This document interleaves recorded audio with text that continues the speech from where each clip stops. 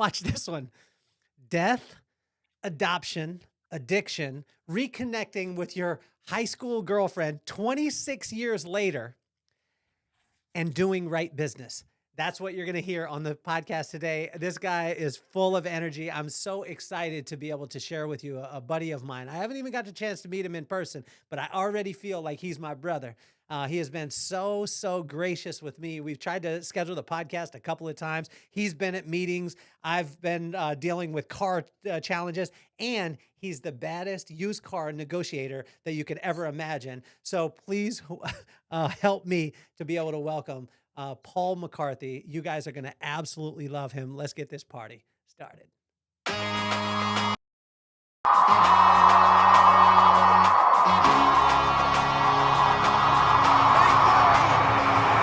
Nothing more on my mind. I got two shines, so every day I grind. Work in the morning, work in the evening. We's achieving, cause we believing. It's for certain, we put the work in. We ain't stopped just because it's hurting. Right before your eyes, so it's coming to no surprise. The takeover is televised. Over and over and over again. Make no mistake, we continue to win. Defeat never know, cause I will not lose. They wanna mimic my moves, but can't walk in my shoes.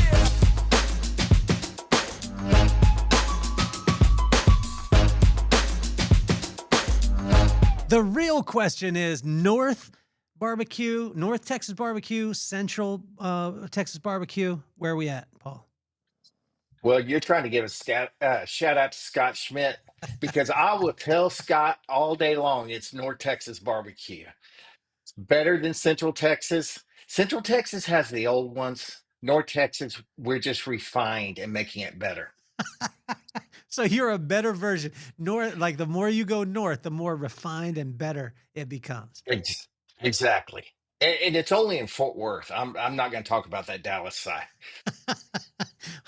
Well, help me with this too. Like, how can we connect death, adoption, addiction, 26 years of being away from somebody, and then reconnecting, and then having the grace and forgiveness that you do? Because if you take those first four, that's going to make an angry person, but you are one of the most joyous people, and you're doing right business all the time.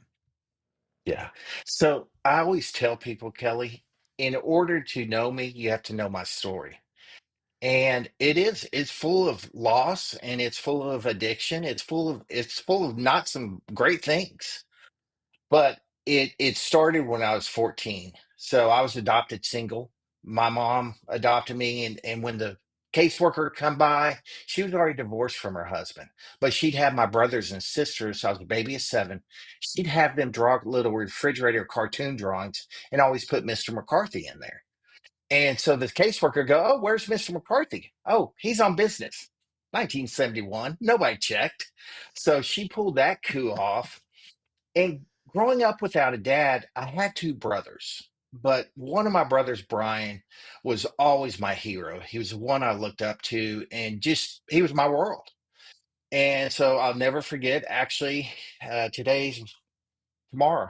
Uh, it will be 1985. It'll be what is that? 40 years is when he wrecked, which to me is a God thing that I'm sitting here talking about it.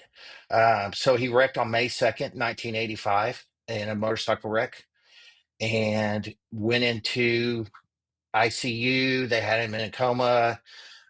We got our family down, pulled the plug. He passed away on May 4th, and I went to his funeral, and I was given the burden of on myself of I'm the man now. I have to be the man. Don't cry. And so I didn't cry. When he was in the hospital, it's in order so people wouldn't see me cry, I'd go to the chapel and I'd cry. It was my safe space. So that day I left the Catholic Church following a casket, and I didn't step foot back in the Catholic Church for 13 years.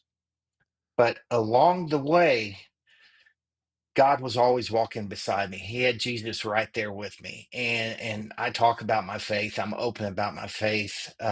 It's carried me through life. And I believe that if I can share my story and change one person's life, my job's done. But I want to share my story and share, change many people's lives. So So were after you Brian, Brian or were you Paul? Were you 14 or was Brian 14 when this happened? I was 14, Brian was 21. Mm, So he was in college at Texas Christian University. mhm. And so I'll kind of jump around because you have to excuse. I got squirrel syndrome, which ADHD. My wife says that if she asks me the time, I build a clock. But with Brian, I wanted to know why. I could never figure out the why. And so throughout my life, God showed me the why, but I never saw it. And so, for example, I'll start off. My mom passed away in 1997. Okay.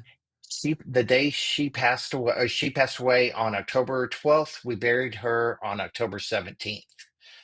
That day, I left her funeral crying. My nephew and I, who's actually 2 months older than me, we went to have a drink. We were sitting there having a drink, and I got a phone call, and it said, "Congratulations, you're a dad." So God took one and He gave one. Got it. And so I lived recklessly. I lived like I had a death wish because I didn't have my why. I didn't have my why. Uh, Jake, who was my first son, I wrote a post about him recently, and Mhm, that's kind of how you and I got connected. mhm. I'm not afraid to tell the story. I'm not ashamed to tell the story, but he's on the run from the law now. And the last conversation I had with him, I tried to get him in Christian rehab. He said, "Dad, I can't get sober. It's not me."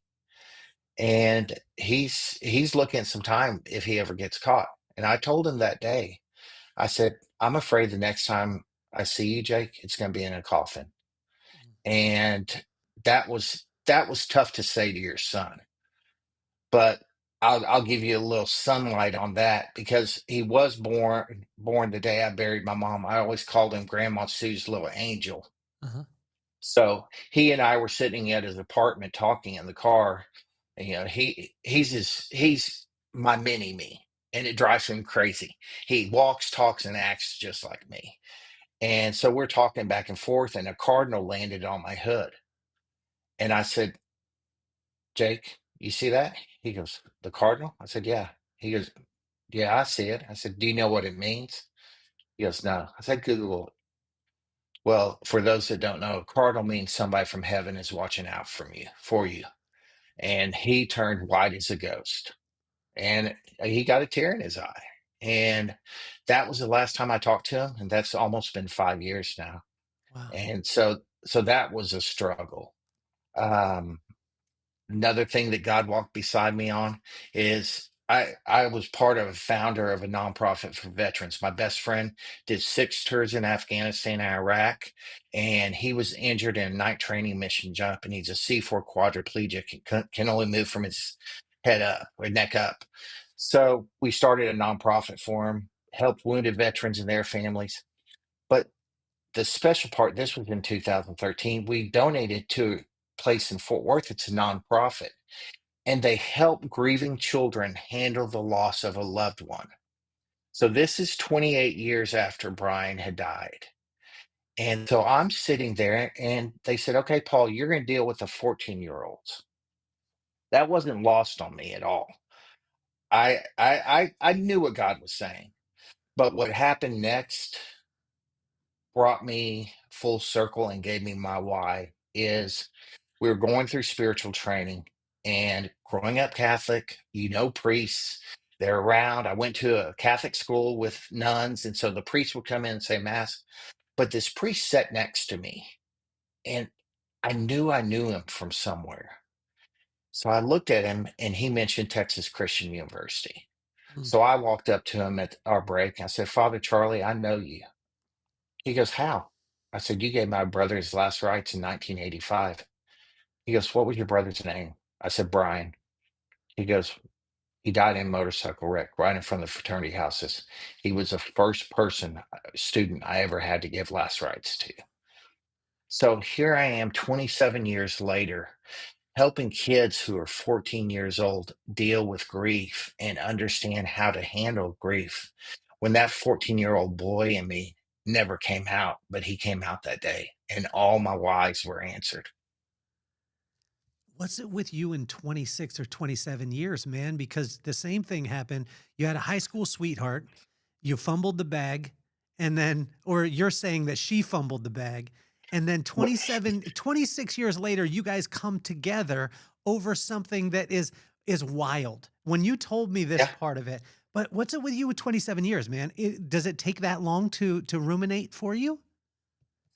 I guess it's kind of like it's like the Bible of 40 years or 40 days. I mean, that's my number.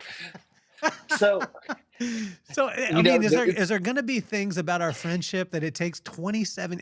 I don't know that I'm that patient there, Paul. I want things uh, to happen maybe in our relationship it can happen in 23. well, why don't we do days? Okay, We can that just do would it in days. it'd be so much better. Tell me about you. You said that she fumbled the bag, and then she finally realized after a time.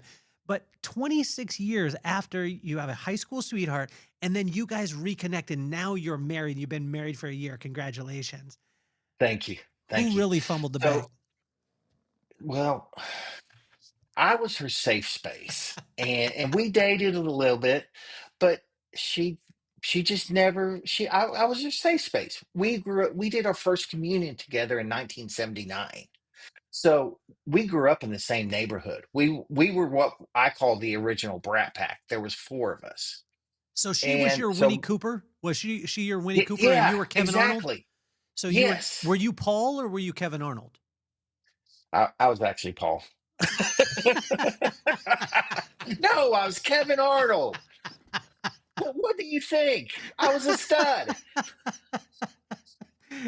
But Kevin Arnold, if Well, you watch that show, Kevin Arnold, he would do some things like Winnie would be right there, and it would be like all teed up. I used to get so mad at the Wonder Years because we all wanted them to be together, and then he would oh yeah. make a silly decision. Did you make those decisions too, Paul?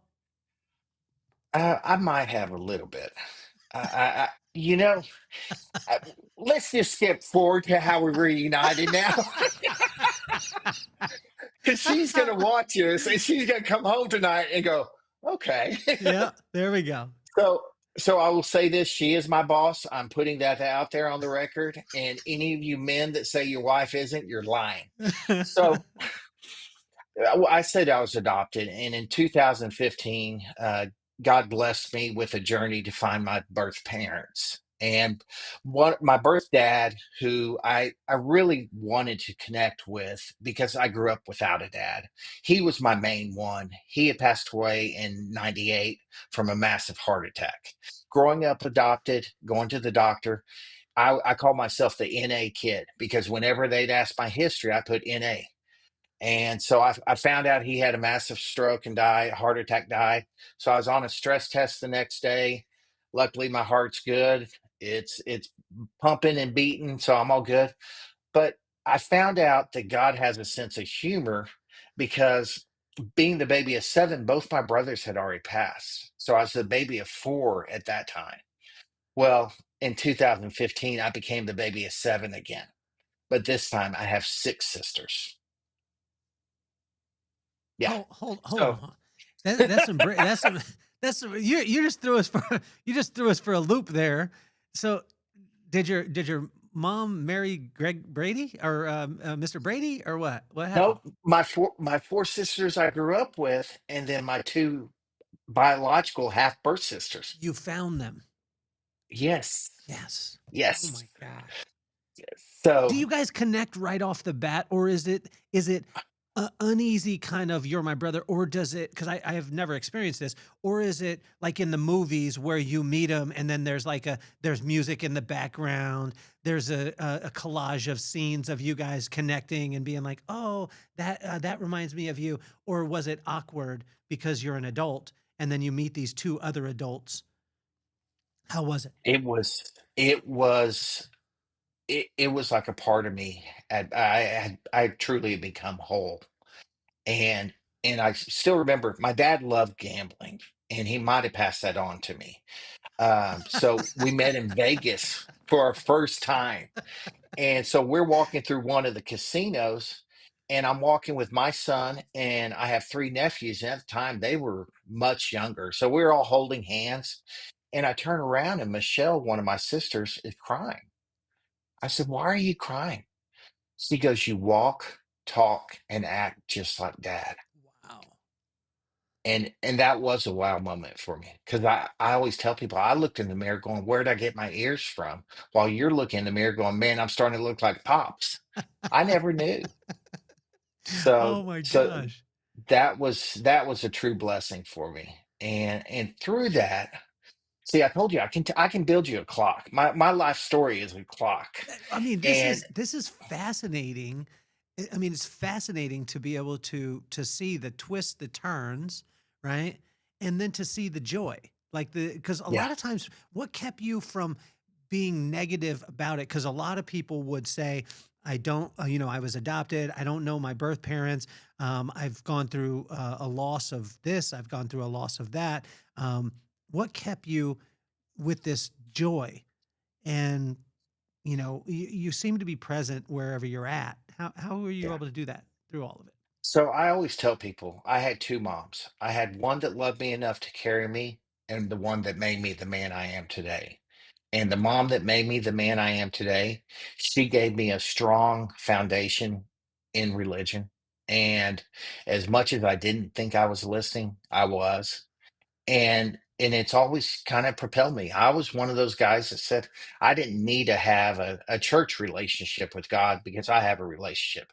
But throughout my life, he has continued to use me as a vessel for other men and other people to lead them to God. And so it's a I tell people it's a blessing for me to be able to change people's lives. And like I said, if my story can help one person, then I'm happy. Do you think that grow because you grew up in the North Texas, like Dallas area, right? Not Fort Worth, like you were saying. No, no, no, no, no, no. You have it backwards. I grew up in Fort Worth, not You did. Dallas. Okay. Yes. So you being that close in proximity, do you think, I mean, because God has his favor on you, do you think that there is some hindrance in your life because you're so close to the Dallas Cowboys? Do you think that that's going to stop you from getting into heaven, that you are that close to a team that should not be in the NFL? Well, let me tell you this. It was pointed out to me on draft day that J-Lo has more rings than the Dallas Cowboys do, which that does not tread lightly with me. That J-Lo has more rings. Oh my And I gosh. think Ben Affleck's about 15 carats in right now. Yeah, he sure is. He sure is.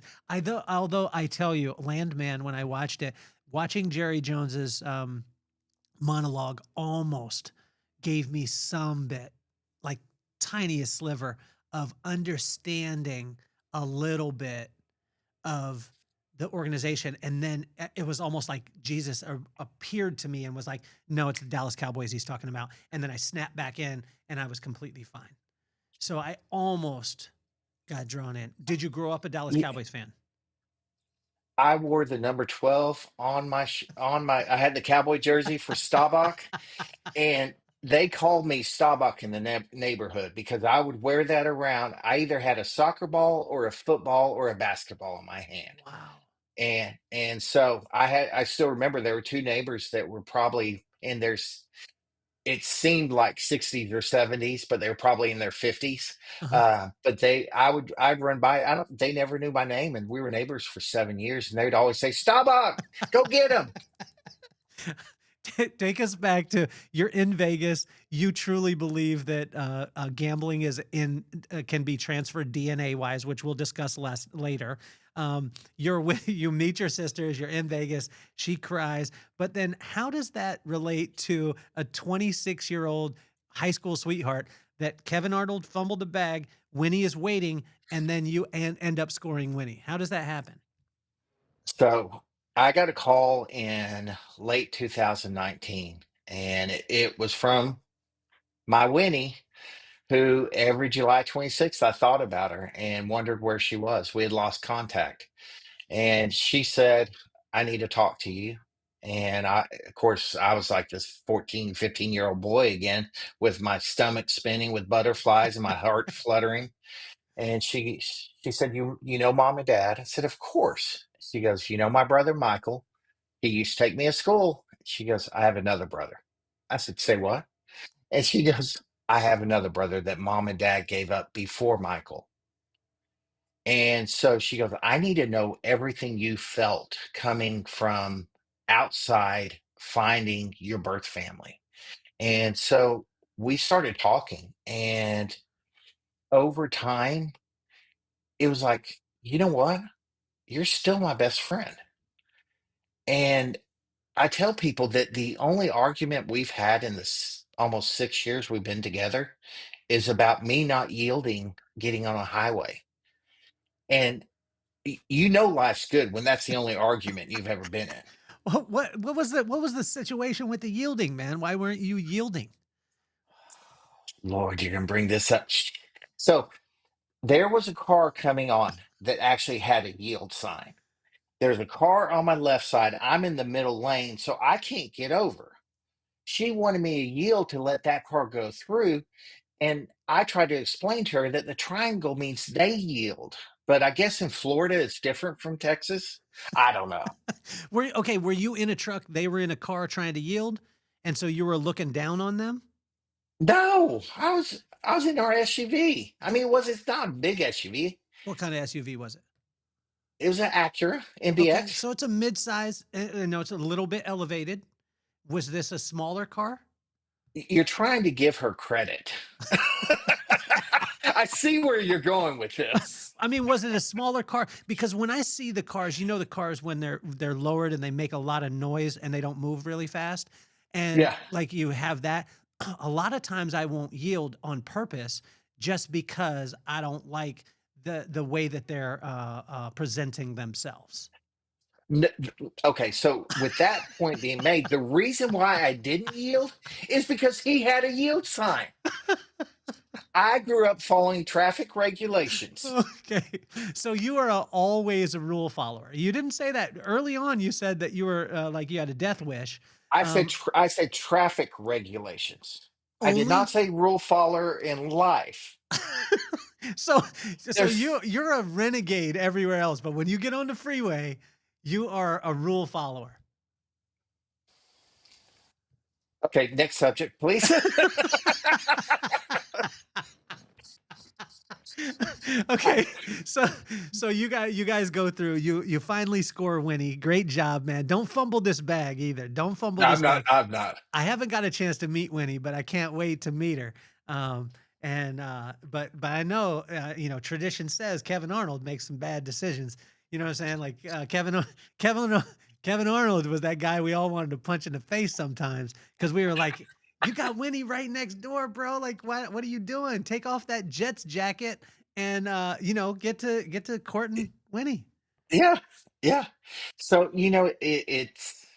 it's funny because we went on a vacation a couple months ago, and as you can tell, I like to laugh. I like to have a sense of humor. So she's doing her normal woman thing, shopping, and I'm being the good husband, walking around, acting like I'm looking at stuff. And I found these coasters, and they were the best coasters in the world. And so I thought, okay, I'm going to get her some of these. I'm going to give them to her when we get back. So I got her two of them because I cannot talk to her in the morning until she's had one cup of coffee. She's softening on that rule, but what you see is what you get. This is me without coffee today. So the squirrel syndrome, the ADHD, it's real. And I wake up with my mind like a blender going with no lid on top, coming out with ideas in my mouth. And so I gave her a coaster that said, don't talk to me in the morning until I've had my coffee. And I also gave her another one that said, I didn't know when I got married, you had to buy husband's ears as an extra accessory. So she's an angel. She's truly a saint. And everybody that talks about her, they say she is a saint to put up with you because I'm 90 miles an hour all the time. When did you fall in love with that part? Because I think a lot of times people try and fix things. You know, they'll be like, "Oh, you're 90 miles an hour. You need to fix that thing." But you have seemed to fall in love with it, and it's become your superpower, not only in your relationships, but also in your business.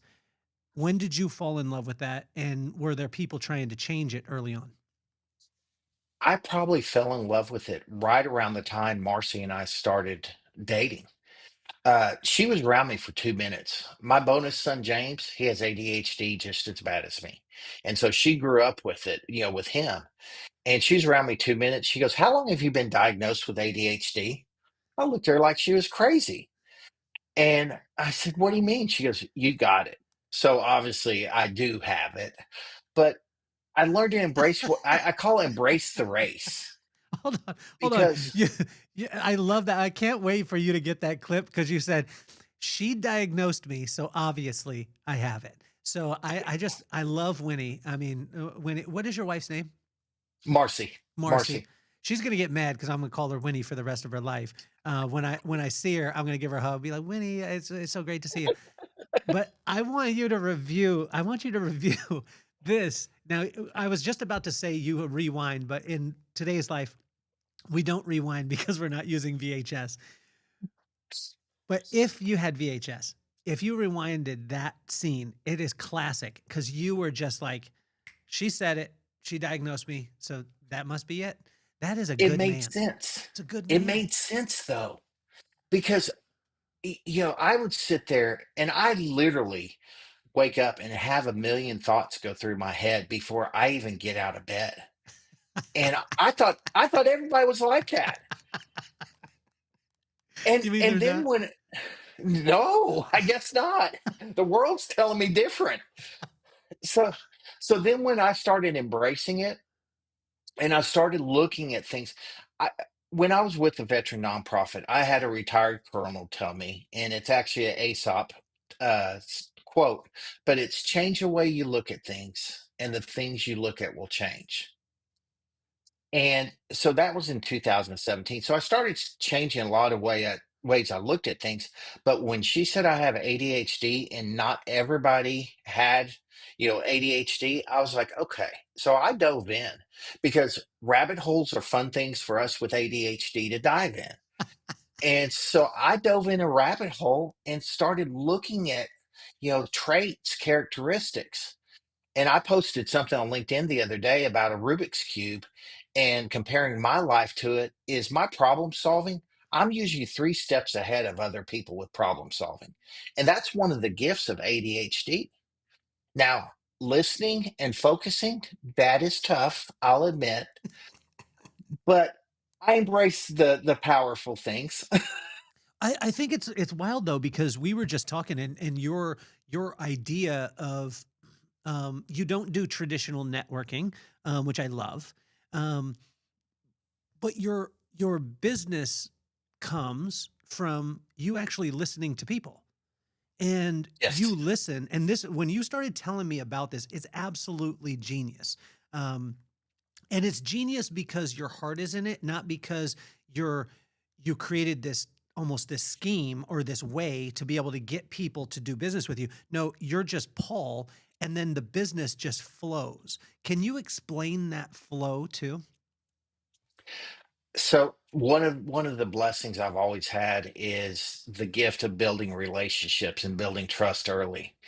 And so when I came on with Hero, I decided that I really didn't want to do 500 cold calls a week.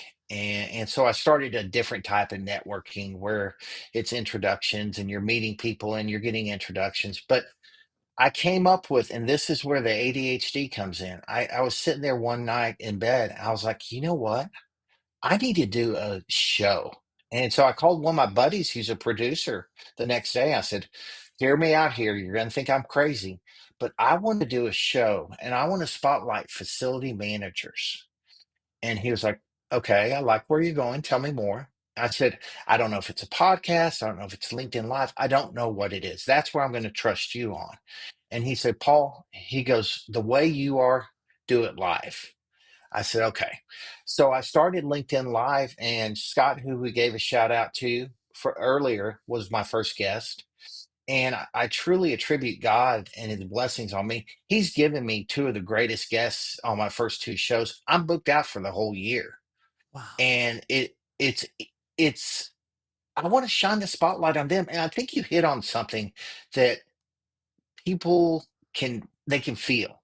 Mhm. There's a genuineness and an authenticity to people when you're around them. And I know that right now, clarity and authenticity is one of the big words you hear a lot, but authenticity can be faked. But I'm Paul, and I tell people I'm as broken as they come. Yeah. And that's where my freedom is. When I admitted that I'm broken and not perfect, I became free. And I had a peace come over me like never before. And so I try to translate that into my work and how I deal with my partners. Paul, do you find that this is just an observation?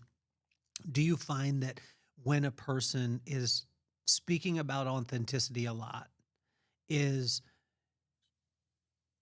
focused on it, most of the time it's absent? I would agree with that. And I told somebody something today. I said, tell your story because your story is the only one, you're the only person that can tell yours. And too many people are trying to tell other stories. I call it the Facebook world we lived in, where people would post stuff and they'd post these beautiful family pictures, great Christmas, great holidays. And then 2 days later, they're getting separated, they're getting divorced. And I, you know, I just don't believe in that. I had a rough first marriage and I've always been open and honest with it. One of the things about ADHD is I journal a lot. Okay. I write a lot because, we're all creative. And so I found out when I got out of that marriage, I had a lot of baggage that I was carrying with me. And so when I left that marriage with $76 to my name and I stayed in a hotel that night. And it was not the Hyatt or the Hilton. I promise you that. Did you drive up to But the door? no, no, no. But I had to make sure that I took my clothes inside because I was scared I was going to get broken into. But I'll put there, it that way. but there was a hallway in the hotel. No, you had to walk out. You had to walk out. It was outside. I just asked you One if of you the. drove up to the hotel door. Uh, That's a motel, well, Paul. no, it was a second. It was a second story. How am I going to drive up to the second But were story? you parked in front of the door, Paul?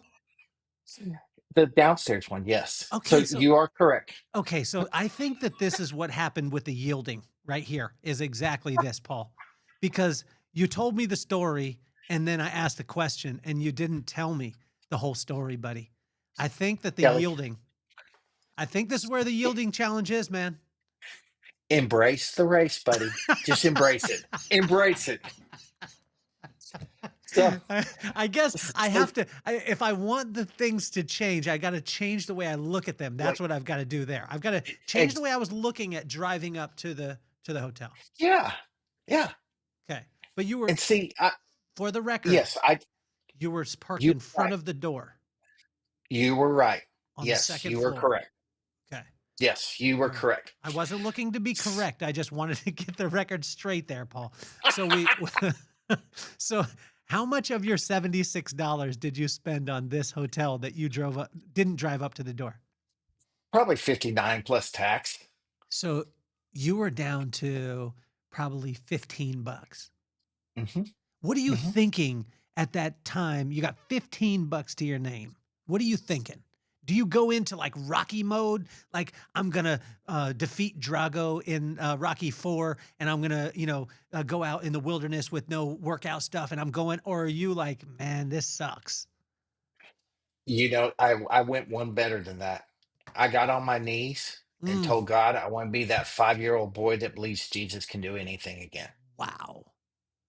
So that next day I went into work and I'm looking at apartments, I'm looking at everything. They want down deposits and I'm like, I can't come up with that. She had already wiped out our joint account. And so I ended up finding a site called roomies.com, and I'm looking at rooms for rent. And I reached out to one guy and I just told him, I said, I sent an email, and I still call him one of my angels because I reached out to him, told him the whole story. And I told him I don't have the deposit. I'll have to pay, in weeks to get caught up. And he said, come get the key. And I said, I don't believe you read the email above. He goes, I didn't ask anything about the email above. He goes, I said, come get the key. So I end up going to his house and he hands me the key. He says, you're not paying. This was September 19th, September 20th. He said, you're not paying rent till the beginning of next year. So it turns out he has this 2-story, 4,000 square foot house, and he only offices there during the day sometimes. So I had this house to myself. And so right then and there, I knew that God was moving in my life. And so I started going back to church, being a member of a church. And when I started doing that, I met an old man I call Pops. He walked up to me and he can't hear with a lick, but he walked up to me and he said, what's your name? And the non-denominational now, it's like a rock concert usually before they start. Uh, but I said, Paul McCarthy. And he strummed an imaginary guitar. And I said, yeah, the Beatle, almost. I don't have the money and I can't sing. And so he ended up talking to me for a couple weeks, and for some reason God put it on my heart to ask him to go to breakfast. And so we went to breakfast in January of 20, right before COVID, and we sat there for 4 hours and talked like men don't talk anymore. We talked about every weakness we have, every brokenness we have. We cried, we laughed. And this is a guy that doesn't know me from Adam, but we had that bond. And so what we figured out was men needed this. They needed something like this. And so COVID hits, everything shuts down. We were doing a Bible study online in Zoom. There was about seven of us, I guess there was. And so we told them, we said, as soon as we open up, we're inviting y'all down. Y'all can come have breakfast with us Saturday, 7 a.m. We'll just have a men's group. It's not a Bible study, but we'll just hang out and be men. Yeah. And so we started that. And every week I would end it by asking the men, say, you don't have to answer this, but where are you spiritually, physically, and mentally right now? And Kelly, to the man, I think every one of them would at least cry once because we carry this burden. We're told to wipe it off, you'll be okay. But the reality of it is we do need to be vulnerable. We need to share, and we need other men to understand it. And so from that group, I'm proud to say that once I moved, Pops is still running it, Uh-huh. and they still meet every Saturday. And you can look at my Facebook. He still tags me every Saturday, and we call it the Lord's Breakfast Club. And it was a special thing to me. It was part of me thanking God for being there for me. And during that time, I started writing daily devotionals. Yeah. And so it started out with just our men's group. I would send them, and I told them, I'm not writing this for you. I'm writing it for me because I'm the one that's broken. It just so happens that everybody else can relate to it. So word of mouth got around, and I did it for 2 years. And when I stopped doing it, I was at 120 people I was sending it to daily, and that was text, copy, and it would take about 45 minutes. But it was a healing period for me from my prior marriage, and looking back now, I realize that, but in the moment, I was just doing what God called me to do. So help me with this because this is where a lot of people have challenges. Especially like my family grew up in the Catholic Church, right? Well, not much in the Catholic Church. It was just better to be, say that you were Catholic and not practice than to Yeah, do something else. And yeah, also, the other side of my family was the LDS side. So again, it was better for them to just say they were because they grew up in Utah. It's better to say, "Hey, we are LDS," but it's a term called Jack Mormon. There's not really a term in the Catholic Church for that, but I always saw it as, I didn't really go to Catholic church, any of those things. But I remember when we went to non-denominational, and you alluded to it just a second ago, when you were talking about you go in, it's like a rock concert. How different was that for you? The adjustment to go from, a very traditional singing hymns, stand up, sit down, fight, fight, fight, and then go into a scenario where you're like, this is a lot. Like this is a strong thing. What was your how were you able to take that? So the way I looked at it was this was a season God had put me in. Yeah. Meanwhile, during this time, I'm still talking to Marcy, and she's still a devout Catholic. And she never once said, "Are you coming to the Catholic Church? Are you doing?" She never once said that. Yeah. So I went through this period, and I I heard a sermon that I think was the whole reason I was there, because it stuck with me, is that the average human being has 30 to 50,000 unspoken thoughts go through their mind daily. And those sound like 80% of them sound like, Kelly, you can't do that. Yeah. Kelly, you're not worthy. And they're negative. So what he said was, why don't you go ahead and do a spiritual rehab? And every time a negative thought comes to your mind, find a verse, find something. And I compare it to a smoker trying to quit. Is it's that 7 seconds that you have where you want that cigarette, but if you can bypass that, you're good. So Mm. my saying was, the Lord is my shepherd. And Kelly, I'll tell you, for the first 2 weeks, if any of the kids can understand, a broken record. I sounded like it. It was just constant repeat.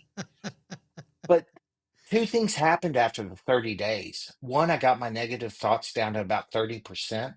Uh-huh. The second thing that I never thought about was I became so much closer to God because I was talking to him so much. And so I still do once a quarter, I do a spiritual rehab, and I'll do it for 30 days. And I just try to keep my thoughts clear. And I think that's part of my mentality and how I keep a positive outlook on life, is because 90% of why we don't do stuff is up here. It's not because we can't do it, right? Yeah. So leaving the non-denominational church is actually kind of a funny story, because I woke up one morning and Marcy and I would text. We're long distance, and I said, "I'm going to St. Anne's." Uh-huh. And she said, "St. Anne's? That's the Catholic church up the street, right?" Yeah. I said, "Yeah." She goes, "You're going to the Catholic church?" I said, Uh-oh. "Yeah." So I walked into St. Anne's, and people have said this before, and I never really understood it, but I was home again. There we go. This was who I was. And I walked in, and the first time I put my fingers in the holy water and made the sign of the cross, I knew God brought me back through everything in my life to come back to the Catholic Church, and to be able to share his testimony and my testimony, his witness, and just disciple to others. So when this has always been an interesting thing, and I can actually, I'm gonna, while we're here, excuse me, um, I'm actually gonna Google this because I've heard the part. I don't know how many it is. So it's the thoughts, right? So these thoughts. So what is it, like 70,000 thoughts a day or whatever? And it's Yeah. ants, right? Automatic negative thoughts. Ants is what Yep. they call them. I've heard this over again, like 70,000. I'm gonna do it in. So 70,000. 1, 2, 3 uh, thoughts a day research. The reason why is because I would have loved to be in this research. How did they count them?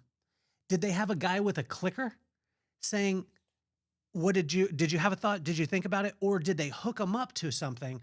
An idea. So here it is. The idea that humans have around 70 thoughts per day is a popular, sometimes inaccurate statistic Research suggests that while we do significant number of thoughts, the exact figure varies to a large percentage and may be repetitive. So I'm just wondering, like, how and I tell you, like, we talk about rabbit holes, right? How I'm going to click on this article to see where it takes me because we're going down this rabbit hole. And I've wondered this for a long time. I think that you and I, Paul, probably have more than the normal person of thoughts per day. Would you say? Yes, I would agree. Okay, let's see. Fact check. Oh, here it is. Fact checking 60,000 thoughts, the mystery behind it. So let's go to this. According to research, oh, here it is. Dr. Fred Lunkston of Stanford University, a human being has approximately 60,000 thoughts per day, and 90% of them are repetitive, like you were saying, right? Uh-huh. 95 or 90%. Wow, that's a lot of mental noise. As we look closer, let's see here, blah, blah, blah, blah, blah, step by step. But they don't ever tell you how they actually did the research. So here it is. In 2005, National Science Foundation published an article summarizing the research on human thoughts per day. It found that an average person has 12 to 60,000 thoughts a day. So there's maybe something to something around some kind of 2000 paper. Third step, let's look for the paper. Is this interesting to you at all? It's a rabbit hole. Yes, it Yes, is. it is. Okay, so it's never heard of the Lunskin number. Let's see here. It's the Newman paper, is a similar and more recent. They asked 29 study participants with a GAD to track their worries for 10 days and the outcomes of these worries for 30 days. Okay, Kelly, you and I could not count how many thoughts we have. That's what I'm saying. Like, okay, and I'm not saying that we don't be inspired by these things, but it's amazing because, like, it's amazing how God works, right? So he'll use something, right, that sparks like a message that you heard, and he'll spark it. But isn't it amazing because he doesn't want us to get so focused on the research paper because we could spend a couple days on this and Hmm. figure out and be like, you know what, Paul, it actually wasn't 70,000. It was Yeah, like 20,000. Actually, it yeah. probably wasn't 20,000. It was like a lot. Like that's what, because they had, I think they had 29 people do the study and they marked down for themselves.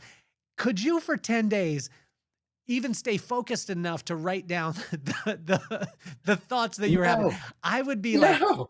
for the first, I don't know about you, but for the first day, I would be like, I'm writing them down, Paul. Second day, I would be like, how many did I have from 12 to 2 yesterday? Let me multiply that by 12. You know what I'm saying? See, I would be the guy that looks like the ticket taker at high school football games with my clicker. I'd be clicking every time because I could not write it down. There is no way. I, I Oh, jokingly, you, you understand ADHD and the rabbit holes and the way the mind thinks. I jokingly tell Marcy, please, if I ever die, delete my search history because I will Google stuff. I mean, right now, my chat GPT is named Little Mac. My grandpa name is Big Mac. And so Little Mac is my chat GPT. And people laugh at me because they're like, every time somebody asks a question, Paul's talking to Little Mac. And he's my little journal. I mean, he literally is a journal for me. so do me the favor. Let's look at this. Let's stay in the rabbit hole for one more second. Um, let's go to. I didn't do that. I didn't do chat. So let me go to my chat and I'm gonna ask. Um, let me see. I'll just put 70,000 thoughts a day. 70 or thoughts a day. I type really fast too. By the way, you can tell that. I I could tell. I think the chicken was calling, asking for a paperback. Okay, so 95% it's going through. So 95% of them are repetitive. So I think the thing, and 80% it says are negative. That's where Yeah. try this 3 times a day. What's one thought that I could plant today? So when it's talking about it, the cool thing is, the 80% are negative, 95% are repetitive. So to be able to get those thoughts to be repetitive, but I would love, this would, what I would love to be able to call it out and be like, you know, do you really have 70,000? I don't believe it. I don't believe that they have 70,000. They have somewhere around there. And then if you could get it repetitive, how do you get your thoughts to your repetitive thoughts? When you say that you go through like a spiritual, what do you call Spiritual it? rehab. Rehab. Rehab. When you do, what do you do? Anytime say for example, I'm about to do something and that little angel or devil on my shoulder says you can't do that, I will say the Lord is my shepherd, the Lord is my shepherd. And that pushes me through. Okay. What other things kind of do you go to, like, say your happy place? I remember saying this to someone early on where they were struggling with confidence in their business. And I said, well, most likely you're struggling with your confidence because your competence isn't high, right? So if Mhm. you gain competence, then you gain confidence, right? Yep. And they were like, well, how can I gain competence when I'm not that experienced in what I'm doing? So I said, well, early on in my career, when I was in the professional beauty industry and I didn't know much, I would go mentally to bowling because bowling, I knew I could beat the person in my chair. There was very Okay. seldom a time that a person sat down in my chair, with the exception of one or two, that would beat me in bowling. And so I would gravitate towards, in my head, knew that I was going to jack up their haircut, but I could beat them in bowling. So my confidence came from bowling, and then it kind of carried me through. Where do you go? Like when you're struggling and your confidence isn't high in the spiritual part, where do you go to be able to get that confidence back? I don't necessarily have one place I go. Yeah. I go to the challenges that I've overcome.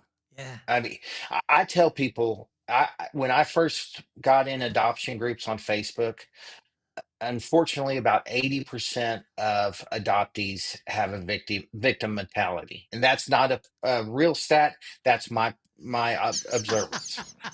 You may And hold on. and Just for the record, I love this. You could say Daniel Tosh did this one time. He said, according to a study that I just made up, 3 out of 4 people choose blank, blank, blank. This is the greatest. yeah, I mean, that's the greatest lead in. But I love that, Paul. yes, So you but just made up a I study. What would be the percentage? What's the percentage of people then in your study that you just made up right now? it would probably be about 88 out of 10, so 80% Okay, so eight. are Let's go they're a off number victims. though. Go a off number, like 82%. Okay, 73 Okay, 73% of what? of adoptees have a victim mentality, Mm. and victim may be a little rough, but here's some of the quotes I heard was, well, people told me I was chosen. I'm not something on a grocery store shelf. And they would say things like, oh, well, you they say they did it for your betterment, but my family was horrible. Well, to me, here's my two arguments to that. When I started off, what I tell you, I had two moms that loved me, one that gave me birth and one that raised me. So my thought on chosen off a shelf, yeah, I was special because I was able to be chosen off that shelf. There are a lot of kids today that aren't able to be chosen off that shelf, and even kids that were born that are still in the foster system. So always look towards the positive. The second part about, well, you say it was for the betterment, but my family wasn't any good. How do we know that God didn't put you in that family to make a difference?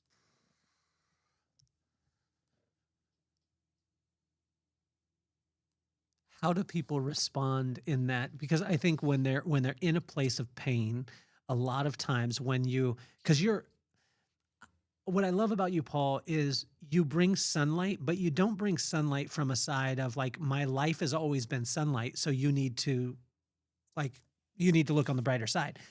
You're someone who's in it with the people and says, I'm in it. I'm going through the same things, but there's a different way. How do you, when you have a conversation with a person who just wants to stay in that place or doesn't know anything else, how do you get that? How do you get that love across to them? I think it goes back to that instant trust that's built. When I start talking, there's some type of trust that people feel. So, for example, I have a person that I'm working with right now that has some mental illness, and I say working with, I'm not working with. I'm being there for him, and I know it very well because of my first marriage, and I understand it, and I wouldn't wish it upon my worst enemy. But what I always lead with people who are in places, I always say, I'm gonna tell you something, and I'm not pushing anything on you, but I'm gonna tell you something. Have you tried God? And I just sit there. And a lot of times I hear, well, no, but I mean, I said, hold on. You're at your lowest low right now.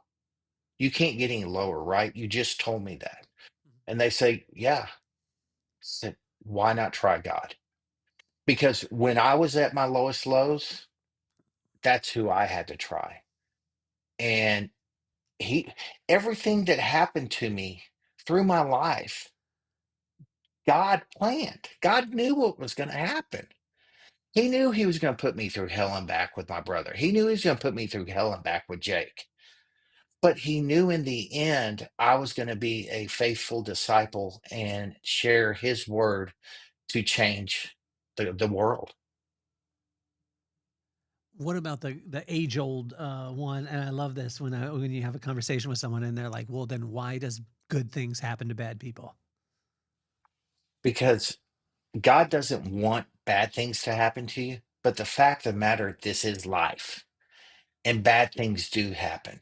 It's how you respond to the challenges. And I was, and here's a perfect example.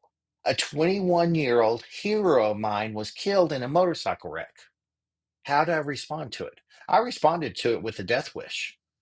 I decided to drink, decided to have drugs, decided to do everything I could because I wasn't going to live to be 21. And then, oh, you know what? I just turned 21. What do I do now? My plan's broken. And so I have to find faith and I have to have that inner spirit, the Holy Spirit inside me to keep me going daily. And that's what I try to empower people with because it can change your life. I had the biggest compliment from one of my birth sisters, and she didn't even think it was a compliment. She goes, and this was right when I started going back to church. When I said I was going to be that 5-year-old boy, she goes, "Oh man, you're a Jesus freak now." And I said, "I sure am." Well, tell me this, Paul, too, because when I say successful, for me, it's I always preface this because my brother got on me. I got a big brother who's my hero and my best friend in the world, Rob, and I said successful. He stopped me one day and he's like, "Wait, what are you talking about?" He said, "If you're talking about money, then stop talking." And when I say that you're wildly successful at what you do, it doesn't just have to do with you closing deals or doing the things. It's the fact that you have such a positive impact and light on this world. There's a lot of people who will say, and I've run up against this when I started Inchstones, right? So when I started the show Inchstones on the podcast, I had so many people say, "You better be careful. That's going to kill your business." Yeah. What are your thoughts on those things? Because you've seen the exact opposite happen and you've been able to navigate different areas and where two things that aren't taboo, but when they come together, they are, meaning a relationship with God and business. These two, generally, people say it's taboo. I want to stay away from it. Yet, twice a year, every one of them posts on their Instagram or their LinkedIn or their Facebook. He has risen. It is so great to be a part. Yeah. Yeah. So it, touching on that, here's what I always tell people is I have two choices in life. I can either leave my boys millions of dollars or I can leave them a legacy that will live forever because the millions won't last forever. And so my legacy that I want to leave them, and my youngest has my heart. He's my gentle. Jake has my heart too. He just hasn't found it. But my youngest, he's my gentle giant. He's going to be 17 in November. He's 6'3", 240, size 14 shoe, but he would not hurt a soul. And I watch him and how he interacts with others. He's got that in him because he saw his father doing it. And that's, to me, I always tell people that I I've heard that if you look at God like you look at your earthly father, there can be some kind of symbolism in that. If you had a bad dad, you're probably not going to think God is a good father. And Madden and Jake, I'm not perfect. I'm the first one to throw myself on the mat and say I'm broken. But even during my brokenness, I was able to give sunlight. Do you still have dad strength over your baby that's 6'3", 240? You know, the funny thing about it is there comes that day. There always comes that day.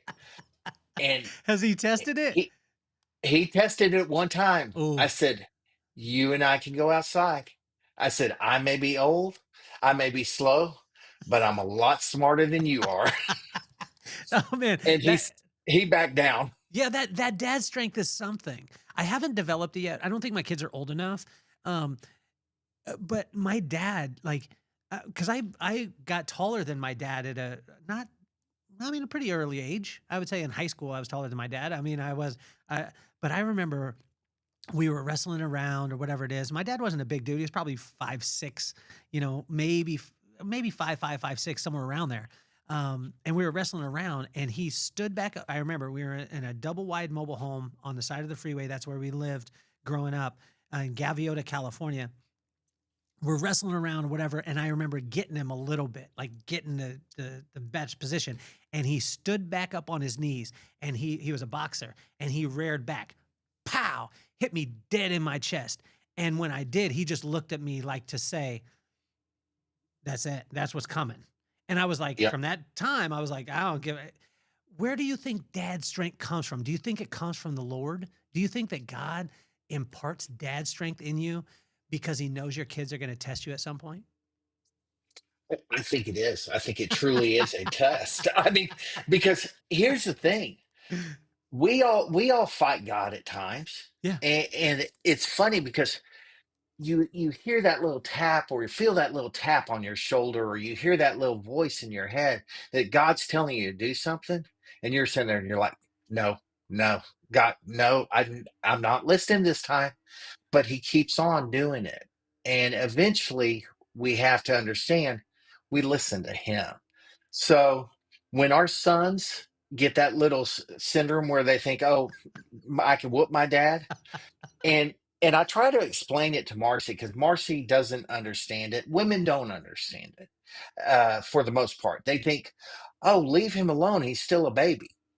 But it is a rite of passage, and it's something that sets the tone for, listen, a father is a father through thick and thin, through good and bad, and he's always going to be stronger than you. Now, that comes from wisdom. Yeah. That can come in many different shapes, but it's just like with God. He's stronger than us. He's our strength. Don't you think it would be great though, Paul, if like, because I see all these different workout plans, right? Like if you want to get a six pack after 50, you do these chair exercises and you get this app and they do the thing. Imagine if they had an app or a workout plan for dad strength. Like, can you imagine? Like, I don't even know what type of exercises you would do because dad strength doesn't come from like your arms being big or your chest being big. I'm saying like, and there's big brother strength too. Like my brother is smaller than me, but my brother will whoop my tail. Like there's something about it. I just wish, and maybe we could come up with that. We could come up with the training program to not yield when people are emerging into traffic, and dad strength put it together, which I think would be amazing.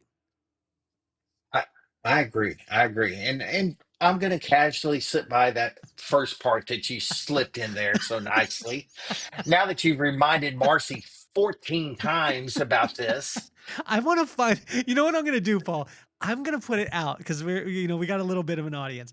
I'm going to put it out. If you were that guy in Florida that someone did not yield in a Acura, what color was the Acura? black. It was a black Acura, and you were merging on. Do you remember kind of where it was, Paul? It was going over the O'Galley Bridge to Beachside Okay, from so Melbourne. oh, yeah, because well, we used to live in Melbourne. So if you are that person and you got not merged, I want you on the podcast. I'm going to find you. I'm going to bring you back together with Paul because that's the way that God works. And we're going to have Winnie. We're going to have Marcee on the show too. And we're going to see if you truly were in the right or the wrong, Mr. Yield Man. You're out there in Florida. We absolutely love you. Paul, I know your time is obviously super crazy valuable. How couple last questions for you is how much of an unfair advantage do you think that you have because you have a Texas accent? I think that since Texas is its own country, uh, we do have unfair advantages. I mean, I'm stuck down here in God's waiting room in Florida, and I've got all these Eastern accents. I love all my Eastern friends, but I just we have a blessed accent. If Jesus came back right now, he'd be a Texan. Not a It, Dallas Cowboy fan. Not a Dallas Cowboy fan. I know where you're about to go. I think he definitely. I mean, because Houston, I'm a Houston Oilers fan. I believe that Houston, like Houston Oilers fans, I don't think there's different levels of heaven, but I think that there might be like a little bit earlier ascension for the original Houston Oilers fans. I believe. Well, for all the younger kids, ask your Chat GPT what a Houston Oiler was, and it will tell you, and it will age both Kelly and I. Oh, Paul, you're incredible, man. I started the podcast because of my two kids, right? And what's funny about it is when I first started it, I was like, I just want to interview most iconic people in the world, like yourself. I want them to give advice to my kids by name. But then we developed a show called Inch Stones, which is 15 minutes of wisdom that you can walk with, take us on your walk in the morning, and you can tune in. And then there's one where Paul's going to have this happen to him where I go live and I call my friends randomly and they don't know they're on the podcast till they're on the podcast. And so obviously with this being me getting to interview one of the most iconic people in my world, and icon for me is not a a fame sense. It's a person who does the right thing for the right reason and the right things turn out, although it's not on their time, it's on God's time. And Yeah, Paul, that's what you represent to me. Hearing thank your you. story, and I know we're just scratching the surface because we haven't found the guy that didn't merge. We haven't found him, so we haven't got the true, locked in story. But what advice? My daughter McKenna is 16 years old. My son Maddox is 13. She's into theater. He's into sports. Houston Oilers and Titans fan, by the way. What advice would you have for Maddox and McKenna? And if you could call yourself Uncle Paul, it would be awesome. Okay. Maddox, McKenna, just remember there's only one you, and be yourself. Be original. Don't worry what the world says because that's all just noise. And your Uncle Paul loves you. Paul, I was going to end with that one, but I think that I would love to ask this question if you're okay with it. Yeah, You see how I don't tell you the question, but I asked you if I go can. ahead. Okay. As you look into the camera towards me, if this image was Jake and you had 30 seconds or a minute with him, what would you say? It doesn't matter what happens. Your dad will always be there, and I'll always love you. And I miss you, Paul, you're incredible, man. It's brother. it's Thank you. amazing. It's amazing to see that um, you've been through the fire, man. Like, and in some senses in your life, you're still in that fire. But Yeah. to be able to give so much hope to so many people, I just think is an unbelievable thing. And I can't. I mean, I'm going to force you. I told you I was going to force you to be my friend for the rest of your life. Yeah. So I appreciate you, man. Thank you, Kelly. I appreciate you, and be blessed, my brother. Well, and I want to tell anyone who's listening, I want to tell you the power of friendships and of connection points, because this was probably five or 6 years ago. I spoke for a conference, Sport Clips. It was about 3,500 people. In that audience happened to be a guy named Scott. Scott reached out to me after he left that company and said he started with another company, and he then told me about a friend named Paul.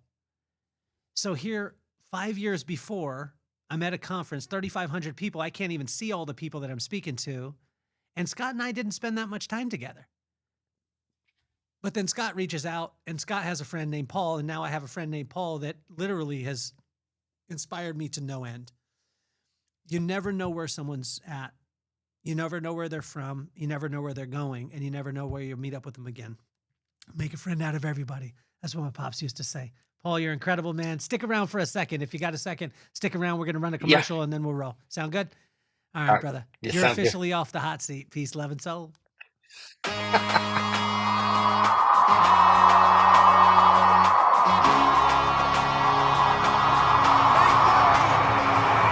Nothing more on my mind. I got to shine, so every day I grind. Work in the morning, work in the evening. We's achieving, cause we believing. It's for certain, we put the work in.